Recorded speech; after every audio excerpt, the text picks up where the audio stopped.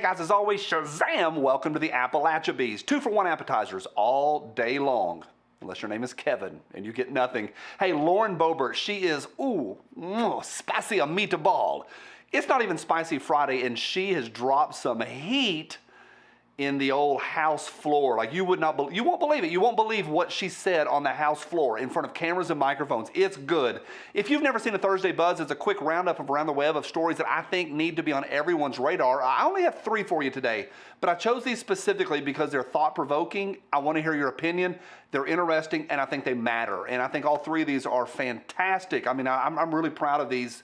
That I guess I'm proud of myself for finding them. I don't know, but I think it's going to be a lot of fun. It's a Thursday Buzz. Let me know what you think about all of this, and at the end we're going to get to Lauren Boebert. Whew. It's a spicy meatball.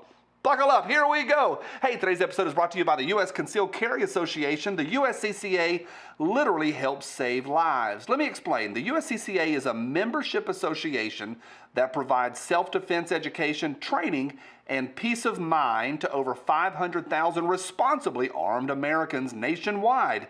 Click Learn More below right now if you're ready to start your journey as one of them. Big thank you to the USCCA for sponsoring this episode. To each of y'all, thank you for crushing that thumbs up. Y'all are amazing. I love your comments. I like some of your comments. I love a few of them, and some of them are something else. But I am thankful for all of them. So thank you for just making comments, crushing thumbs up, checking your subscriptions. Thank you. Appreciate you, good brothers. I want to open with the word positioned. And by that, I don't mean like your job position as a customer service representative at Best Buy.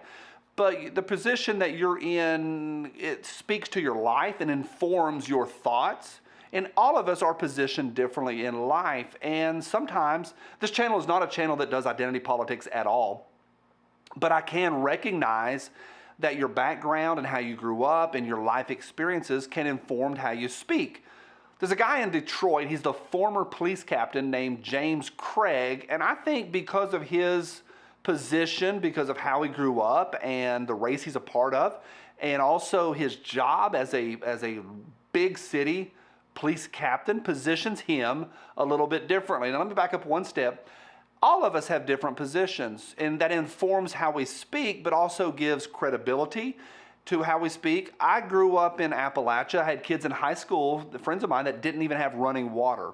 And that makes me think a little bit about socioeconomics, maybe differently than somebody that grew up in a city, maybe in more of an affluent situation than I did. I was very blessed, but I grew up with a gravel driveway in Appalachia, so that informs that. Dad worked for 50 years for the Department of Agriculture, so he is positioned to deal with the underbelly of the federal government a little differently than I have. What about y'all? You have some nurse that's worked in an inner city ER for 30 years. She's going to have opinions that are different than all of us. And this is part of life. So you get back to this guy in Detroit, James Craig, and I just want to mention the position because it matters. All this stuff matters because of what he recently said. Town Hall picked this up at the Town Hall article. Former Detroit Police Chief James Craig, who just recently retired, he said this, speaking of a Rudy-Tooty problem in America, and I quote, James Craig says this, "We don't have a gun problem in America. We have a criminal problem. Criminals don't follow the law." I think it's fantastic. I know nothing else about this guy, but so far so good. And I think we need more people that speak like that and speak towards the reality. He also goes on to talk about the root issues rather than the symptoms. And I think that's fantastic. Interesting article from the Town Hall. James Craig, kind of interesting. Speaking of first responders, next we move to Sacramento, California. Can you believe it? Fire chief, he's a fire captain, Derek Oaks. Now this happened in 2019, and it was recently unsealed.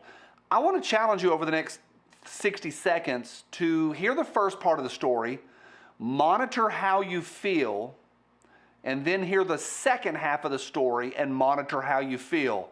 Watch what you'll think about this. So you had this guy, Captain Derek Oaks, Sacramento firefighter. In 2019, he got a knock on the door by the ATF or the AFT. I don't know if his dog survived or not, doubtful.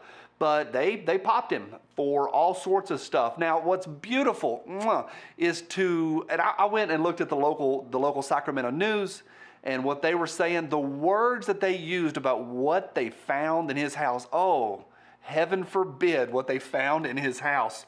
Numerous high-capacity magazines. Numerous. High. Can you imagine having numerous?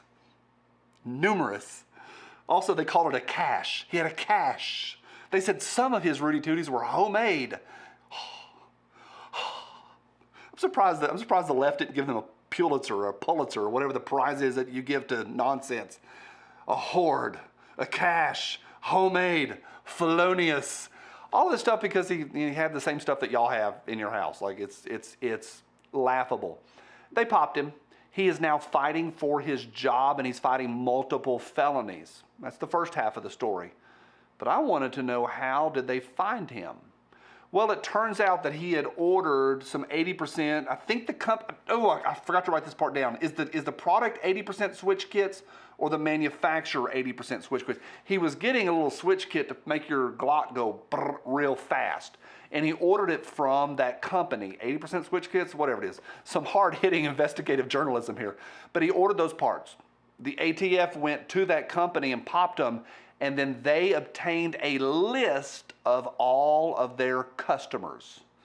That's how the ATF found Captain Derek Oaks, is all because of those parts that he had ordered from that company. It's a little twist to that story there. And they're fighting it, they are, and he is lawyered up, and he's also fighting for his job.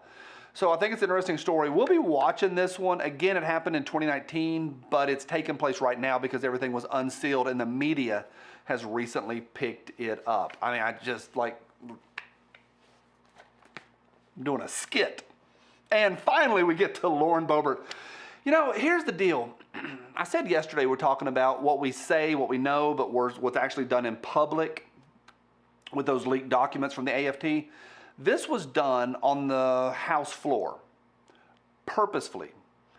And she being the brand new congresswoman out of Colorado, was speaking to, now he wasn't there, but you know what it is, reading an open letter to the child sniffer.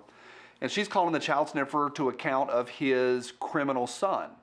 And she mentioned things like 10% for the big guy. And she's reading this and then gets going on about Hunter him lying on a 4473, which is a felony. And she uttered these words that are just glorious. And I want to hear what y'all have to say. I'll tell you what somebody said on Reddit earlier today, but listen to what she said. She is reading a letter on the House floor, an open letter to Joe Biden, referring to Hunter's lies, felonious lies, on a 4473. She was calling for Hunter to be called into account on the 4473 and, I quote, rules for thee, but not for my crackhead, Parmesan smoking, gun criminal son.